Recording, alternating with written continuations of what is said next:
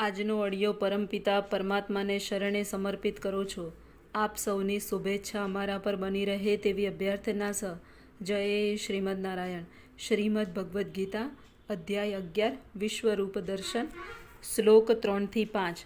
હે પુરુષોત્તમ, હે પરમેશ્વર, હું આપને સ્વયં આપના જણાવ્યા પ્રમાણેના આપના વાસ્તવિક રૂપને મારી સમક્ષ જોઈ રહ્યો છું.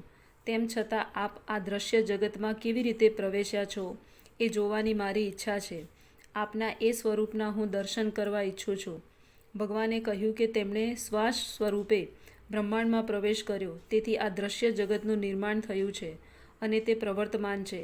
હવે અર્જુન પોતાના સંબંધમાં તો કહી શકે કે તે પોતે કૃષ્ણના વચનોથી પ્રેરણા પામ્યો છે, પરંતુ ભવિષ્યમાં કૃષ્ણને એક સામાન્ય મનુષ્ય માની બેઠેલા એવા મનુષ્યોને ખાતરી થાય તે માટે જ અર્જુન ઈચ્છા કરે છે કે પોતાને ભગવાન વિરાટ રૂપમાં દર્શન આપે છે, જે સ્વરૂપે તેઓ બ્રહ્માંડની અંદરથી કાર્ય કરે છે અને છતાં તેનાથી અલિપ્ત રહે છે. અર્જુને ભગવાનને પુરુષોત્તમ એવું સંબોધન આપ્યું છે. તે પણ અર્થસૂચક છે. તેઓ પૂર્ણ પુરુષોત્તમ પરમેશ્વર હોવાથી તેઓ સ્વયં અર્જુનની અંદર પણ ઉપસ્થિત છે. તેથી તેઓ અર્જુનની ઈચ્છા જાણે છે. તેઓ સમજી શકે છે કે અર્જુનને તેમના વિરાટ રૂપના દર્શનની લાલસા હતી નહીં, કારણ કે અર્જુન તમને કૃષ્ણ રૂપમાં પ્રત્યક્ષ જોઈને પરમ સંતુષ્ટ હતો. પરંતુ ભગવાન એમ પણ જાણે છે કે અર્જુન અન્ય લોકોને ખાતરી થાય એટલા માટે જ વિરાટ રૂપના દર્શન કરવા માગતો હતો. અર્જુનને આના સમર્થન માટે કોઈ અંગત ઈચ્છા ન હતી. કૃષ્ણ એમ પણ જાણતા હતા કે અર્જુન એક આદર્શ સ્થાપવા વિરાટ રૂપનું દર્શન કરવા ઈચ્છતો હતો, કારણ કે ભવિષ્યમાં એવા ઘણા દુતારાઓ થશે કે તેઓ પોતાને ઈશ્વરના અવતાર તરીકે ખપાવશે. માટે લોકોએ સાવધ રહેવું જોઈએ. જે કોઈ પોતાને કૃષ્ણ કહે તેને પોતાના દાવાના સમર્થન માટે લોકો સમક્ષ પોતાનું વિરાટ રૂપ બતાવવું પડશે. હે પ્રભુ, હે યોગેશ્વર, જો હું આપને આપના વિશ્વરૂપના દર્શનનો અધિકારી લાગતો હોઉં તો કૃપા કરીને મને આપના એ અનંત વિશ્વરૂપના દર્શન આપો. એમ કહે છે કે મનુષ્ય તેની ભૌતિક ઇન્દ્રિયોથી ભગવાન કૃષ્ણને જોઈ, સાંભળી, સમજી કે અનુભવી શકતો નથી. પરંતુ જો મનુષ્ય શરૂઆતથી જ ભગવાનની દિવ્ય પ્રેમસભર સેવામાં પરોવાઈ જાય તો તે ભગવાનના દર્શન અનુભૂતિ દ્વારા કરી શકે છે.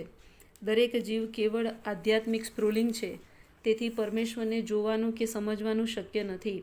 ભક્ત તરીકે અર્જુન પોતાની અનુમાન કે તર્ક શક્તિ પર આધાર રાખતો નથી, પરંતુ તે જીવાત્મા તરીકે પોતાની મર્યાદાને જાણે છે અને કૃષ્ણની અતિ ઉત્કૃષ્ટ સ્થિતિને સ્વીકારે છે. અર્જુન સમજી શક્યો હતો કે જીવ માટે અપાર અનંતને સમજવાનું શક્ય નથી. જો અનંત સ્વયં પોતાના દર્શન આપે તો અનંતની કૃપાથી અનંતની પ્રકૃતિને જાણી શકાય છે. અહીં યોગેશ્વર શબ્દ પણ મહત્વપૂર્ણ છે, કારણ કે ભગવાન અચિત્ય શક્તિ ધરાવે છે. જો તેઓ ઈચ્છે તો અનંત હોવા છતાં સ્વયં પ્રગટ થઈ શકે છે. તેથી અર્જુન કૃષ્ણની અચિત્ય કૃપાની યાચના કરે છે. તે કૃષ્ણને આદેશ આપતો નથી. મનુષ્ય કૃષ્ણને સંપૂર્ણપણે શરણાગત ન થાય તથા ભક્તિમય સેવામાં ન લાગે તો કૃષ્ણ માટે એવું કોઈ બંધન નથી કે તેમને પ્રગટ થઈ તેને દર્શન આપવા. આથી પોતાની માનસિક તર્ક કરવાની શક્તિના આધારે લોકો કૃષ્ણના દર્શન કરી શકતા નથી. પૂર્ણ પુરુષોત્તમ પરમેશ્વર બોલ્યા, હે અર્જુન, હે પાર્થ, હવે તું મારી વિભૂતિઓને જો. સેંકડો હજારો પ્રકારના દૈવી તથા વિવિધ વર્ણોવાળા રૂપોને જો. અર્જુન કૃષ્ણના વિશ્વરૂપનો દર્શનાભિલાષી હતો કે જે દિવ્ય હોવા છતાં દ્રશ્ય જગતના લાભાર્થે પ્રગટ થાય છે. તેથી તે ભૌતિક પ્રકૃતિના નશ્વર કાળચક્ર દ્વારા પ્રભાવિત હોય છે.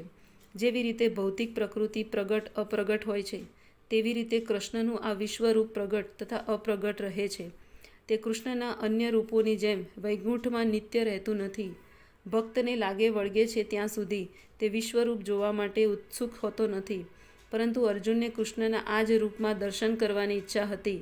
તેથી કૃષ્ણએ આ રૂપનું દર્શન આપ્યું હતું. કોઈ સાધારણ મનુષ્ય આ વિશ્વરૂપના દર્શન પામી શકે એ શક્ય નથી. શ્રી કૃષ્ણ દ્વારા શક્તિ આપવામાં આવે તો એ રૂપના દર્શન થઈ શકે છે. જય શ્રીમદ નારાયણ.